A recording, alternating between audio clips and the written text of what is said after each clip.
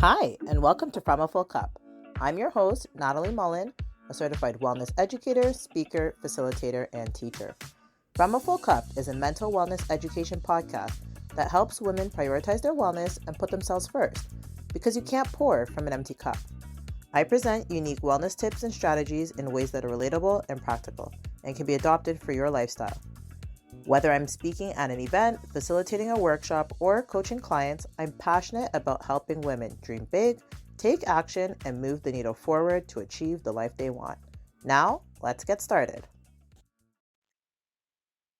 Hey y'all, just before we get into this episode, just know the mic was having a little bit of technical difficulties, so the audio is not 100%, but it's definitely bearable. So stick with me, and I hope you enjoyed today's episode. Hi, everyone, and welcome to another episode of From a Full Cup. I am so excited to have a special guest with us today by the name of Lucy Rowell. Lucy, welcome to the show. Please introduce yourself. Well, firstly, thank you so much for having me. And hi, everyone. As Natalie said, my name is Lucy, and I've worked in corporates for about 20 years in the pharmaceutical industry, more specifically. And I've done lots and lots of different senior leadership roles, both in the kind of functional sort of management space, but also in the matrix leadership space. And I've had a really enjoyable and successful career in that area. But what I've found is that often there's these expectations that come on us, um, particularly I think as kind of female leaders around what we need to be like, what we need to act like. And so for me, I've kind of recognized over my career that I haven't always kind of shown up authentically. And so now I've kind of taken this pivot in my career to kind of step back from corporate and to try and help kind of spread more of this message about authentic leadership. I've now kind of got my own coaching and team development organization that really tries to help others really connect with who they are, and hopefully make them and the organizations they work much more successful through it. I love that you said this word authentic, and authentic is just one of my inner buzzwords that keeps me going. It's one of my core values. And I just love everything about it. So this whole conversation is really going to be digging into this word authentic and how it relates to leadership, because I think it's so important for everyone, but especially leaders, to lead from an authentic place, because then you inspire your team, you inspire your employees to do the same, and then we can all be authentic in our different ways together. So I want to start off Mhm. by asking you, what does it mean for a woman to exhibit authentic leadership in a corporate setting? And specifically a corporate setting, because this is a setting that a lot of times dims women's light and does not allow them to show up in authentic ways. So what would that look like for you, and why do you think it's important?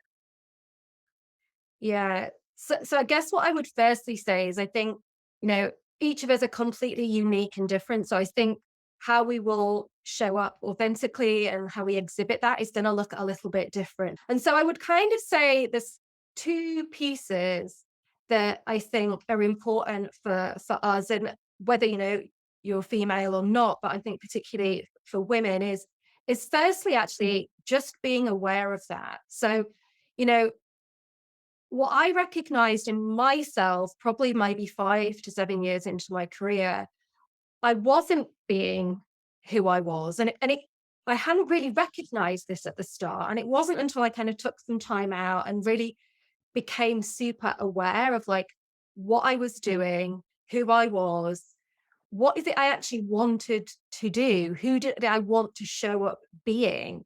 What were the things that I found really enjoyable? What are the things that actually really sparked energy and excitement within me in terms of the types of work and the people that I actually wanted to work with? And who were those people, yeah, who helped me be the best version of me? And it really took a little bit of soul searching in a sense to kind of figure out what that looked and felt like for me. And there wasn't that many other sort of female role models around me that I could sort of look to, or if I they were often, almost carbon cutouts of some of their sort of male counterparts, and showcasing kind of very sort of masculine, as you may define it, kind of quality. So it wasn't until probably like 7 or 8 years into my career, and there was like one person in particular who just really stood out as being really authentic.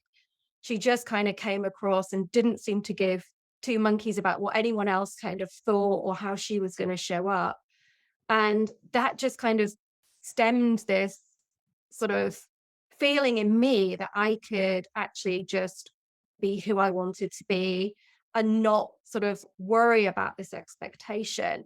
But that kind of feeds into the second point. So the first one is kind of more about the awareness side. The second part is actually around confidence. And I think this is a really tricky part because, it's easy to think, okay, this is who I want to be. This is who I am. I've got this on a piece of paper. I've got this in my mind. But actually having that confidence to be able to put yourself out there and just be kind of Yeah. willing to stand up for who you are and be able to kind of receive critique or feedback or questions, and not necessarily you have to do anything about that, but just be willing to kind of accept that, does take some courage and some bravery, no matter who you are.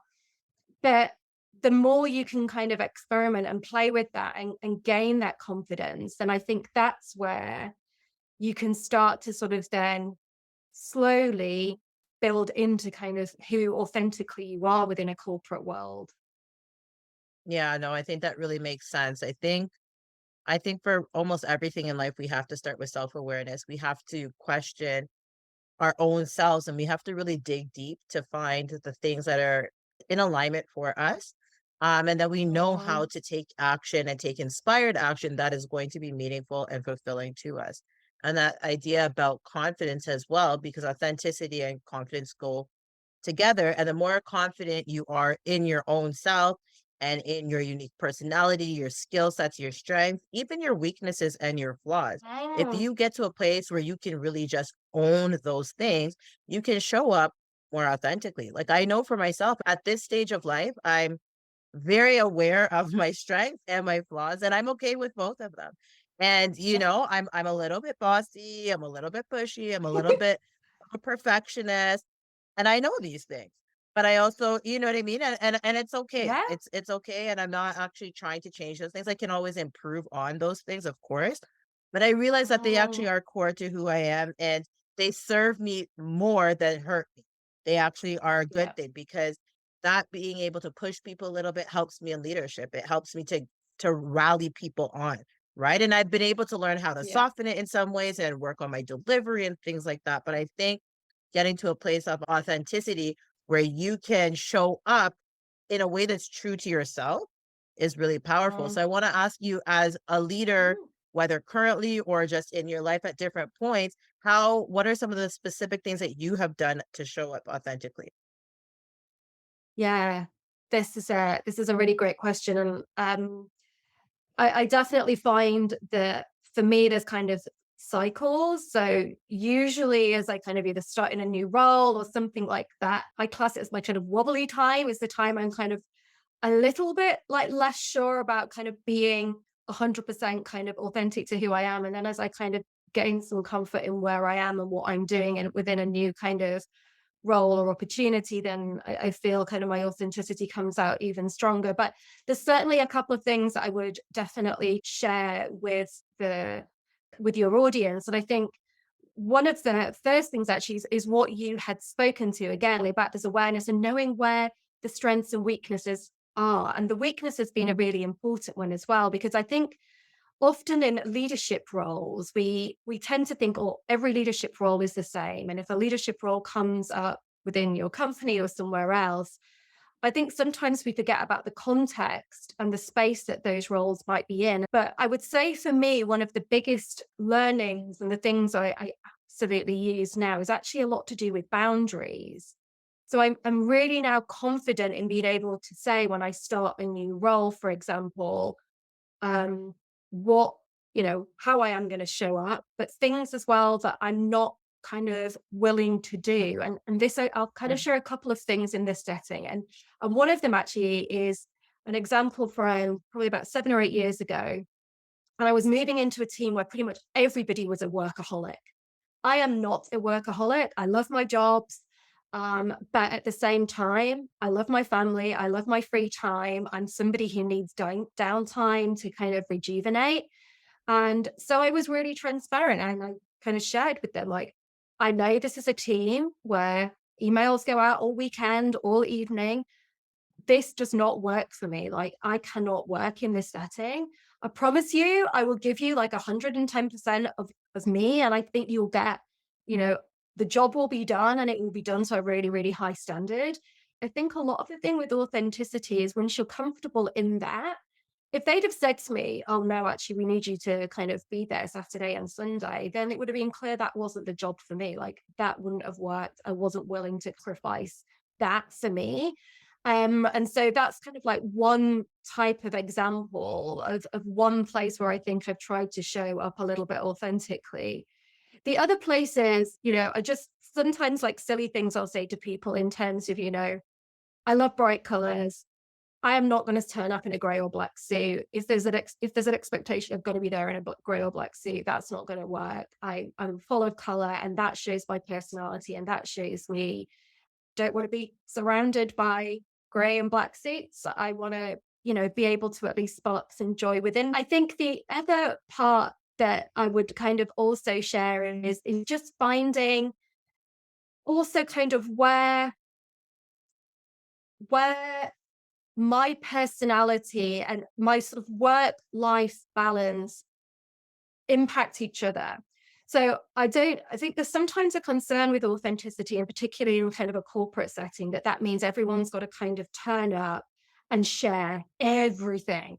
You've got to kind of talk Mm. about, everything that's going on in your life and, X, Y, and Z. And there's like kind of no boundary between them. And I think what I've kind of found is you've got to find a little bit of where that feels right for you. But Mm. Mhm. absolutely, if something is going on in my life, and plenty of things have gone on in my life that absolutely are going to impact how I show up, I will feel like, where is the space that I feel comfortable up to what point in sharing? Because it will impact my colleagues, it will impact the work I'm doing and other things. So I'm not going to try and pretend like, oh, everything's absolutely fine. At the same time, I don't want to create a space that makes others feel overly uncomfortable, or even a space where people feel they have to overshare. Yeah, and I think that's really helpful, especially like setting boundaries, I think is really important at work. I love that you kind of led with that. And you said, I'm not a workaholic. I understand the what culture I'm coming into. I want to be a part of this team, but I need to do it in a way that's going to be in alignment for me and it's going to allow me to show up authentically. And I think that that's such a powerful example of how you can bring authenticity into the workplace, because I think a lot of times people enter environments and they just feel that they have to take on the same work culture that they've found, and Mm, you do have agency over your own personhood. You have agency over your own being. And I think it's really important to feel empowered to speak up for yourself and look at other ways that we can still do it. And, by you saying, I'm still going to be able to do the same amount of work, or I'm still going to be able to give my all to it, but within these constraints, because these are things I've set up to manage my own well-being, because I want to still live a life outside of work. I still want to prioritize my family. So these other things are important to me. I recognize the value of my own well-being and I'm not willing to compromise it. Right. And I think that is so important, is realizing that we can set up our own well-being by just taking certain opportunities or negotiating it right from the beginning. Because what happens is so many people get into corporate environments, they assume and adopt the environment that they've entered into. And then they start to realize, oh, this is not what I want. I don't feel happy. I don't. mm, And then, but it's kind of too late. It's kind of hard to make changes. And then they just end up burning out or feeling great dissatisfaction. So it's really important to manage your wellness along the way and just find find ways that you can work in a role that is going to be in alignment for you. And so just briefly, Mm, I'd like to talk a little bit more about authenticity and wellness and mm, how do those yeah. relate together for you? Yeah, no, absolutely. And I think I'm just going to quickly just make one final comment on that last part, and then I'll definitely come back to this question. So I think also one thing that was really interesting about that situation where I kind of upfront shared that boundary, about 2 years later, my boss at the time, who I'd kind of shared that with, actually used that as a learning for herself. And she kind of shared it with others to say, look, this happened. And it was a really great example that I would encourage others to do kind of the same and to not feel that you can't ask for what you need. So I think the other thing is sometimes we can kind of feel a little bit scared that if that feels like it's the kind of cultural norm, that that is the norm. And actually often others are wanting to kind of rebel against that Yeah. and they just don't have the voice or that confidence to do it. So, often I think, if you're thinking it, there's probably a handful of other people thinking a similar thing. So, just try to be brave and stand up there and do that. It's about the wellness part. I think this bit's really, really interesting for me because I think there's a couple of different aspects. And I think the first thing I would say is I definitely feel that the more authentic you can be overall, it should improve your wellness and, the positive impacts that it can have. But I do want to kind of at least recognize that, for people who are maybe feeling, I don't know who I am, I don't kind of know what this looks like and feels like, there could be a very scary sort of stage to kind of go through before you start feeling this really kind of positive effect. Because often the reason that we can kind of not be authentic is because we're trying to kind of hide certain parts of us or try to kind of block things out that we don't kind of want to deal with or recognize, or we might have some sort of deep held beliefs that are holding us back, etc. And that can be quite complex, quite difficult, very uncomfortable things to sit with and work through to be able to get to a place where it's like, oh, right, actually, yeah, this is where I want to be. Absolutely. For me, like if you can get to a place where you feel super authentic, then I think there's lots of positive impact that can come to your wellness. But I do want to recognize that depending where your sort of starting phase is, there could be this kind of slightly kind of scary, unsettling time to get to that sort of bright spark at the end. Yes, and that's so true because when we think of wellness, we're really thinking about a journey, and it's everybody's journey is Mm, different. And everybody's pace along that journey is different. And some people are at step one in their journey for a really, really long time. And some people go step one, two, three, four, five, and some people go from step 1 to 10, right? So I think it's really important to not compare yourself to anybody else and kind of just recognize yes. where am I at right now? Where do I want to get to? How do I get there? And you just kind of keep Yeah. your blinders on and kind of focus on your own journey. And, one of the ways that we can support our well-being even at work and even within corporate settings and in life in general, I really believe in the power of connection, the power of community. And I'm wondering if you Me can too. share some strategies or practices that women can use to build strong networks and even mentorship opportunities or relationships that would support leadership development. Oh, I love this question. The first thing I would say is don't be just afraid to ask someone to be a mentor. I think often we get into this space where we feel like, oh, I don't want to disturb someone, or oh, they're going to be so busy, or they're more senior than me. I don't want to kind of, their time is more precious, etc. It isn't. And I promise you that um, very frequently, you will actually get a yes from that ask versus a no. So I'm very much a believer in just try and ask. Even if they say no, Like, what's the worst that's going to happen? You're exactly in the situation you are today, thinking they're going to say no anyway. So you might as well ask, and there can be an upshot from that. So I think Yeah. if you can build those mentors and gain the confidence again to ask, then I think that's fabulous. I think for people who maybe haven't yet got any kind of network around them, then again, back to that lovely comment you said earlier, Natalie, about don't compare yourself to others. Just start really small. Who are a couple of people who you admire, or maybe they're doing something that you'd like to do in the future? you know, is there a way to connect through LinkedIn or some other social media platform? Or if they are in your company, then amazing. You've got a really great opportunity to use email or reach out to them through whichever kind of communication tool you use. And, say hi.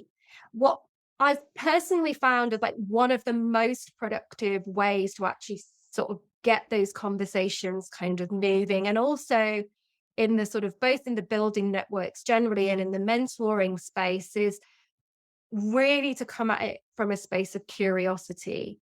So I think if you can go with a couple of questions where you're trying to maybe understand what that person's biggest challenge is kind of right now, how have they handled a certain problem before, if you've seen them maybe post on a social platform about a topic that you're interested in and you want to kind of get a bit more information. These are usually really, really great ways, because one, a question typically kind of make somebody want to respond back, because there's a Yeah. natural, oh, there's a natural in, versus kind of just going hi and leaving it at that. And often as well, people have got a lot of problems to deal with. There's a lot of things going on, whether it's in corporate world or not. And if there's others who have either dealt with that problem before or interested in helping them work that out or something, again, people are usually kind of quite open and receptive to that. So I've personally found that that kind of going in more in a curiosity of like wanting to know more, or working out how you can help them and their perspective, is a really, really, really great way to kind of start things. And then the final Yes. thing I would just say is, obviously, the latter part of all of that is the nurturing. So nurturing both of the network and, if you have got a mentor or a coach or somebody, making sure you're kind of being respectful and using their time wisely. And I think one thing that people often fall into a trap of from the conversations I've had is a feeling like, oh, well, I now need to put in, a monthly call or catch up or coffee with somebody to kind of keep that network nurtured. And I would argue you don't need to really do that. A quick text Mm-hmm. message or a quick message through LinkedIn or something, just saying hi, checking in on them, is just as meaningful as kind of booking a 30-minute sort of slot in somebody's calendar, which, you know, always can give actually people a sense of like, this person isn't actually respecting my time. Whereas a quick, like, Yes. hi, how's things? Then they can respond to that whenever they want. It's much more, bit more dynamic. Another good little tip in that regard is, if somebody has shared something that, again, either something that they're interested in or something that they're kind of curious or struggling with, if you see something, an article or a paper or something that touches on that topic, again, just forward it to them. Saw this, thought of you, hope you're okay, whatever. Again, it's super fast and quick, but it's keeping you kind of in their mind.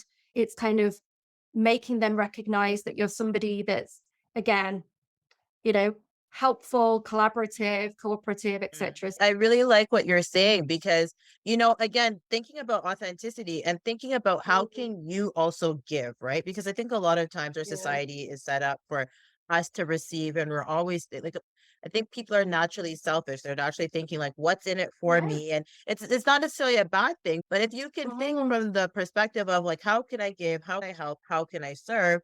You'll actually find that the connections you have with people are more meaningful because what you're mm, doing is different from what everybody else is doing. So if everybody else is saying, "Hey, I want to book a call to talk to you," and you're simply saying, "Hey, how's your day going? Saw this article, thought of you, tagged you in it." they're going to be like, oh, wow, like that's such a different approach. And so it actually Mm, makes you stand out. So now your relationships actually are stronger and you can, at maybe a later point in time, ask for something or ask for an opportunity to collaborate. And you'll now get a better response than if you were just leading with that in the first place. mm. Yeah. This has been such a great conversation. And in closing, please tell the listeners how they can find out more about you and learn more about what you offer and stay connected to you. Oh, bless. Well, it was so lovely to speak to you, Natalie, and I hope everyone, yeah, enjoyed the conversation that we had today. If you want to find out more about me, you can find me on LinkedIn as Lucy Rowell. You can visit the website impactfulauthenticity.me. I also have a podcast, and Natalie has very kindly been on it. So I will be absolutely sharing that with everyone very, very soon. It's Impactful Authenticity again, and you can find that through Apple, Google, Spotify, wherever you go to listen to your podcast. Thank you so much, Natalie, Awesome. for having me. It's been an absolute pleasure. Thank you, Lucy. And all of those links will be in the show notes as well. So you can click there and go find Lucy and just stay connected to her. And thank you, listeners, for tuning in and continuing to serve yourself, your loved ones, and your communities from a full cup.